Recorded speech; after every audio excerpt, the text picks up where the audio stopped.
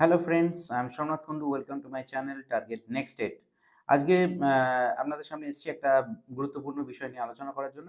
আপনারা জানেন যে আজকে সুপ্রিম কোর্টে সর্বভারতের যে স্পেশাল এডুকেটেড রিক্রুটমেন্ট সংক্রান্ত কেস ১৩২/২০১৬ রজনীশ কুমার পান্ডের তার হিয়ারিং ছিল এবং এই বেঞ্চটার যে হিয়ারিং, এটা নতুন বেঞ্চ ছিল এবং নতুন বেঞ্চের হিয়ারিং আজকে হয়েছে এবং খুব ভালোই আজকে হিয়ারিং হয়েছে। তো সেই বিষয়গুলোকে নিয়ে যে হিয়ারিং এ কি হলো না হলো, ইন সার্ভিসদের জন্য কি হলো, ফ্রেশার্সদের জন্য কি হলো, তো এই পুরো বিষয়টা আপনাদের সামনে তুলে ধরার জন্য কিন্তু আমি এই ভিডিওটা বানাচ্ছি। তাহলে সকলকে রিকোয়েস্ট করব আমার এই ভিডিওটিকে লাইক, শেয়ার এবং সাবস্ক্রাইব করতে এবং বন্ধুদের মধ্যে অবশ্যই শেয়ার করতে। অবশ্যই আমার সঙ্গে থাকবেন।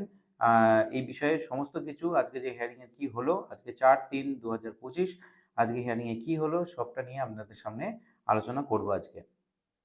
চলুন শুরু করা যাক আজকে কি হয়েছে সেই বিষয়ে। তো আজকে যখন কোর্ট, আপনারা জানেন যে দুটোর সময়, দুটোর পরবর্তী সেকেন্ড হাফে ফিক্সড ম্যাটার ছিল এবং এই ফিক্সড ম্যাটারে যখন শুরু হয়, তখন ইন সার্ভিসদের পক্ষ থেকে যে মেন কেস যে রজনীশ কুমার পান্ডে ১৩২/২০১৬ মেইনলি ইন সার্ভিসদের যে পক্ষ থেকে যে উকিল, লয়ার, বিশাল প্যানেল ছিল। প্রত্যেকটা স্টেটেরই কিন্তু শর্টকাটের এবং হচ্ছে পিটিশনারদের উকিল ছিল। রেসপন্ডেন্ট অ্যান্ড পিটিশনারদের যারা লয়ার, প্যানেল অফ লয়ার তারা ওখানে উপস্থিত ছিল এবং পাটোয়ারিয়া জিও হয়তো ছিল ইন সার্ভিসদের পক্ষে। তো আজকে যে বিষয়টা হয়েছিল যে পাটোয়ারিয়া জি যে বিষয়গুলো তুলে ধরেছিল প্রথমেই, যে ইন সার্ভিস যারা রয়েছে বিভিন্ন স্টেটে যারা ইন সার্ভিস মানে যারা কর্মরত চাকরি করছেন বিভিন্ন কন্ট্রাকচুয়াল বেসিস। আমরা জানি যে সর্বভারতীয় ক্ষেত্রেই কিন্তু রেগুলার বেসিস টিচার খুব কম রিক্রুটমেন্ট হয়েছে। যা হয়েছে সবই কন্ট্রাকচুয়াল বেসিস টিচার, সবই মোটামুটি খুব কম রেমুনারেশনে কিন্তু কাজ করেন অল ওভার ইন্ডিয়া জুড়ে। এবং তাদের যে লয়ার ছিল তিনি প্রথমেই তাদের যে পূর্ববর্তী যে জাজমেন্ট ভার্ডিক্ট অর্ডার হয়েছে ২০২১ সালে, সেই ২১ সালের বিভিন্ন পয়েন্টসগুলো তুলে ধরে বলেন যে এদেরকে রেগুলারাইজ করতে হবে। ঠিক আছে? বিভিন্ন পয়েন্টসে কিন্তু ধরে তুলে বলা হয় যে জাজমেন্টের অর্ডার কপি দেখিয়ে বলা হয় এদেরকে রেগুলারাইজড করতে হবে। এবং বিভিন্ন স্টেট, শুধু যে ইউপি, এমপি, কেরল, ঠিক আছে? অন্ধ্রপ্রদেশ, মেঘালয়, ঠিক আছে? ঝাড়খণ্ড, ঠিক আছে? এই সমস্ত স্টেটের কিন্তু লয়াররা দাঁড়িয়েছিলেন। সমস্ত স্টেট বলতে সব স্টেটের লয়ার ছিল না, কিন্তু অনেক স্টেটেরই লয়ার ছিল। তারা কিন্তু একটাই কথা বলে যে ইন সার্ভিসদের যারা রয়েছেন, যারা বিভিন্ন ব্লকে বা ক্লাস্টার স্তরে চাকরি করছেন তাদেরকে কিন্তু রেগুলারাইজ করতে হবে। তো এইটাই হচ্ছে আজকের মেন ফোকাস হয়েছিল এইখানেই কিন্তু। মানে প্রত্যেক কটা যে স্টেট থেকে যে কন্টেম্পট ফাইল হয়েছিল সেখানে মেন যে একটাই দাবি যে ইন সার্ভিসদের জন্য কিন্তু যে রয়েছে তারা কিন্তু রেগুলারাইজ করতে হবে। তাদেরকে একটা বেসিক পে স্কেল কিন্তু তাদেরকে দিতে হবে। কিন্তু বিষয়টা এখানে হচ্ছে যে এখানে তাহলে ফ্রেশার্সদের কি হবে? যে শুধুমাত্র ইন সার্ভিসদেরকে রেগুলারাইজড হবে, তো ফ্রেশার্সদের কি হবে? যাই হোক, এই দাবিটার পর কিন্তু জজ সাহেব কিন্তু এই দাবিটা কিন্তু মেনে নেয়নি। ঠিক আছে? যে শুধুমাত্র ইন সার্ভিসদের যে হবে, রেগুলারাইজ করা হবে, এটাই কিন্তু জজ সাহেব মেনে নেয়নি। তার কারণ হচ্ছে বিভিন্ন আর্গুমেন্ট হয়েছে এবং বিভিন্ন আর্গুমেন্টের জজ সাহেবের কিন্তু একটাই বক্তব্য ছিল যে স্পেশাল যে টিচারগুলোর স্টুডেন্টগুলো যেগুলো রয়েছে, CWSN বাচ্চা যেগুলো রয়েছে তাদেরকে কিন্তু বঞ্চিত যেন না হয় রাইট টু এডুকেশন অ্যাক্ট অনুসারে, তো সেই বিষয়গুলো।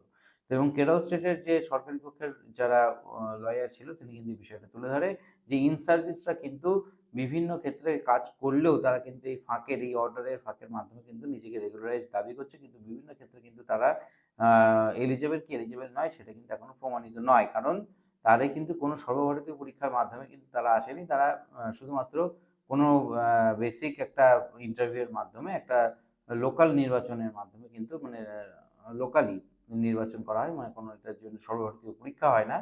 ঠিক আছে? তো সেটার মাধ্যমে এসেছে। অতএব তাদের এলিজিবিলিটি ক্রাইটেরিয়া কি আছে সেটাও কিন্তু তাদের জানা নেই। অতএব তাদেরকে ওইভাবে রেগুলারাইজড করা যাবে না। কিন্তু তাদের জন্য যে স্পেশাল যে টিচারের যে পোস্ট ক্রিয়েট হচ্ছে সেখানে রিজার্ভেশন দেয়া যেতে পারে।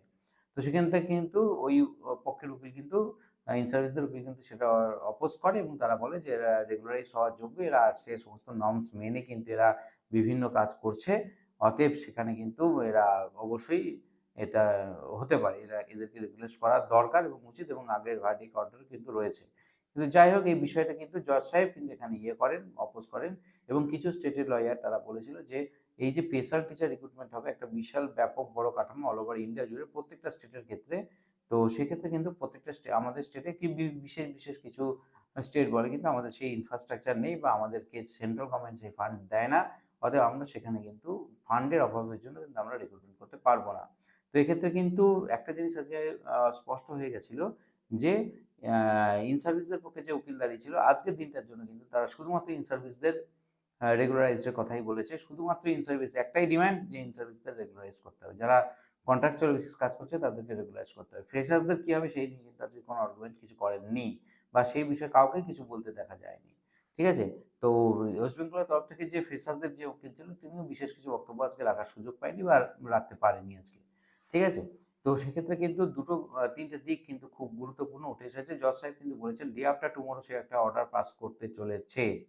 এটা যদি পরে হিয়ারিং হবে কি হবে না, পরের দিন কি হবে সেটা তো জাজমেন্টের যে কপি আসবে সেটা দেখার পরেই বলা যাবে। কিন্তু জজ সাহেব কিন্তু মুখ দিয়ে বলেছে ডে আফটার টুমরো কিন্তু সে একটা অর্ডার পাস করবে এবং যেটা অল ওভার ইন্ডিয়া বেসিস হবে সেটা কোনো স্টেট ওয়াইজ বেসিস কিন্তু হবে না। অতএব তিনি কিন্তু অল ওভার ইন্ডিয়াতে যাতে রিক্রুটমেন্ট হয় সেই বিষয়ে কিন্তু কনসার্ন। সেই বিষয়টার জন্যই কিন্তু দেখছেন পার্টিকুলার একটা স্টেটের জন্য কিন্তু একটা দুটো স্টেটের জন্য কিন্তু তিনি ভাবছেন না।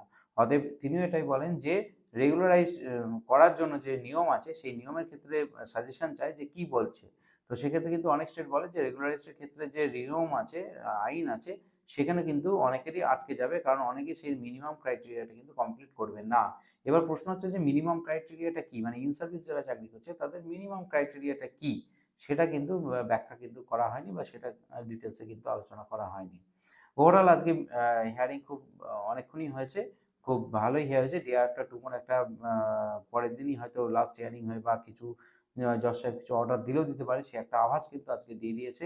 ইন সার্ভিসদের থেকে শুধুমাত্র ডিমান্ড ছিল কিন্তু আ তাদেরকে রেগুলারাইজড করা। স্পেশাল মানে নতুন ফ্রেশ টিচার রিক্রুটমেন্টের বিষয়টা কিন্তু হয়েছিল এবং আজকে আরেকটা ভাইটাল পয়েন্ট কিন্তু আ ক কিছু গভর্নমেন্টের লয়ারের কথা ছিল যে নরমাল টিচারদেরকে যারা নরমালি কাজ করছে তাদেরকে যারা স্পেশাল ট্রেনিং করিয়ে স্পেশাল এডুকেটর তৈরি করবে।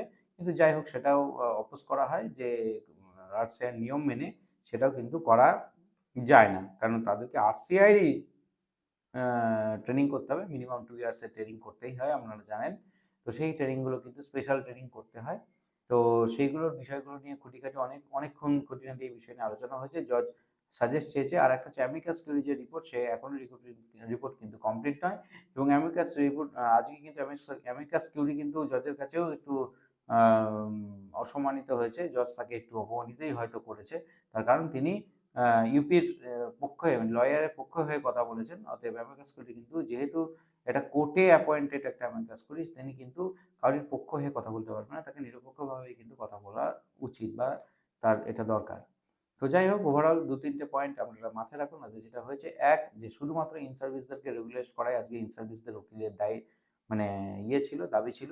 ২ হচ্ছে যে কিছু গভর্নমেন্টের লয়ার চেয়েছিল যে যারা নরমাল টিচার তাদেরকে ট্রেনিং করিয়ে ইন সার্ভিস মানে স্পেশাল এডুকেটর বানিয়ে দেওয়া। তো যাই হোক সেটা হয়তো মনে হয় খুব একটা কার্যকর হবে না এবং আরেকটা জিনিসটা কি যে পর্যাপ্ত ফান্ড নেই।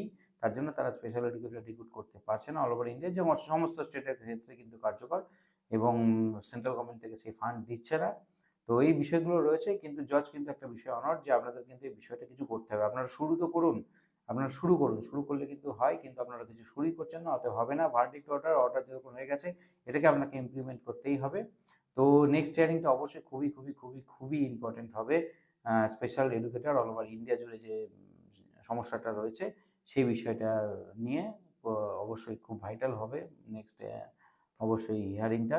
তো সবাইকে কিন্তু রিকোয়েস্ট করব যে এটার দিকে চোখ রাখার জন্য। আমি আজকে হিয়ারিংটা শোনার বা দেখার সুযোগ পেয়েছিলাম। অতএব যেটুকু জানতে পেরেছি আপনাদের সামনে তুলে ধরি। আজকে আমাকে দুজন মেসেজ করেছেন, দুটো কোয়েশ্চেন করেছেন। তো দুটো কোয়েশ্চেনের আমি যেটুকু জানি সেটুকু জানাচ্ছি। আমি বলছি না যে আমি যেটা জানি সেটাই শেষ। এর ওপর দিয়ে আর কিছু হয় না। তো আমি যেটুকু জানি আমার কাছে ইনফরমেশন আছে সেটা বলছি। একজন যিনি প্রাইভেট কোনো স্কুলে চাকরি করেন, প্রায় স্পেশাল স্কুলে এবং তিনি আমাকে যে কোয়েশ্চেনটা করেছে যে সে একটা প্রাইভেট আ বেসরকারি এনজিওর মাধ্যমে চালানো কোনো একটা স্পেশাল স্কুলে চাকরি করেন এবং তাদের স্কুলটা হচ্ছে ওই আইডি আছে আ এবং মিড ডে মিল পায় বা সমস্ত সরকারি যে নিয়ম আছে মাস এডুকেশনের সেই সমস্ত নিয়ম অনুসারে যা পাওয়া উচিত সমস্ত একটা স্কুল পায়। কিন্তু তাহলে তার যে সার্ভিসটাকে সেটাকে ইন সার্ভিস বলে ধরা হবে কি না? কিন্তু দুঃখের সঙ্গে বলছি না, তাদের সেই বিষয়টা কিন্তু অবশ্যই ইন সার্ভিস হিসেবে ধরা হবে না। তার কারণ হচ্ছে তাদের যে অ্যাপয়েন্টমেন্টটা সেটা ডিআই অ্যাপ্রুভ নয়। অবশ্যই যদি ডিআই অ্যাপ্রুভ অ্যাপয়েন্টমেন্ট হতো, ডিআই তাকে যদি অ্যাপয়েন্টমেন্টটা দিয়ে থাকতো, ডিআই অফিস থেকে তাকে যদি অ্যাপয়েন্টমেন্টটা দিয়ে থাকতো, তাহলে অবশ্যই কিন্তু এটা অ্যাপ্রুভ হতো, মানে ইন সার্ভিস হয়ে গণ্য হতো।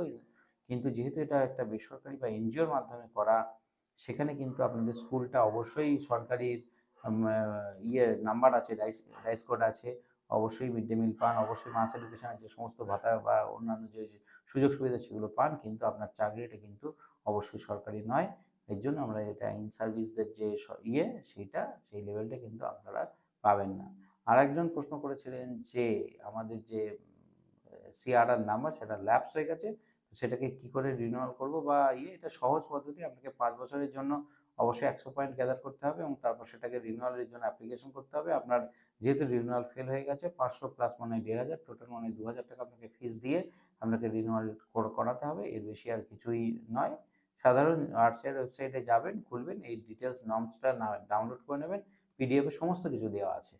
আরেকটা জিনিস বলে রাখি যে কিছুজন দাবি করছে যে শুধুমাত্র সরি মানে কিছু, কিছু জন শুনছি, আমি আজ খবর পেলাম, কয়েকজন আমাকে ফোন করলো যে ফ্রেশার্সদের জন্য চাকরি করিয়ে দেবো বা হ্যানা করিয়ে দেবো, স্যানা করিয়ে দেবো। আমি সকলকেই বলব কোনো রকম কোনো প্রলোভনে পড়বেন না, কেউ কিছু করবে না। কোর্টে দেখছেন একটা অল ওভার ইন্ডিয়া বেসিস সমস্যা, এটা কোনো পার্টিকুলার একটা ওয়েস্ট বেঙ্গল বা কেরল বা ঝাড়খণ্ড, উড়িষ্যার ম্যাটার নয় এটা।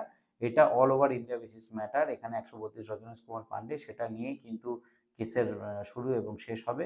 এবং তার সঙ্গে বিভিন্ন স্টেটের যে সমস্যাগুলো আছে, সেই স্টেট কিন্তু দেখুন আলাদা, আলাদা করে কিন্তু কেস ফাইল করে ঢুকে গেছে। তাদের পার্টিকুলার কোনো সমস্যা যেগুলো আছে সেগুলোকে করার।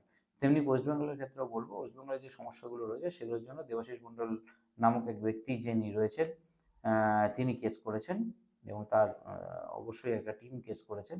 তাদের যে সমস্যাগুলো রয়েছে, যেটা পার্টিকুলার ওয়েস্ট বেঙ্গলের ক্ষেত্রেই সেটা মানে ইমপ্লিমেন্ট হয়, তো সেই বিষয়গুলো কিন্তু তুলে ধরার জন্য এই কেসটা হয়েছে।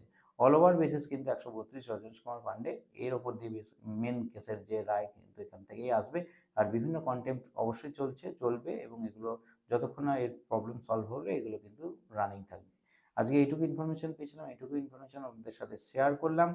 সকলে অবশ্যই ভালো থাকবেন এবং ভিডিওটি শেষ করার আগে সকলকে রিকোয়েস্ট করবো, যারা এখনো আমার চ্যানেলটিকে লাইক, শেয়ার এবং সাবস্ক্রাইব করেননি, অবশ্যই সকলকে রিকোয়েস্ট করবো লাইক, শেয়ার এবং সাবস্ক্রাইব করবেন। ৬ তারিখে যদি আমি হিয়ারিং দেওয়ার সুযোগ পাই, কি হলো না হলো অবশ্যই আপনাদের সামনে তুলে ধরার চেষ্টা করবো। সকলকে অসংখ্য ধন্যবাদ। নমস্কার।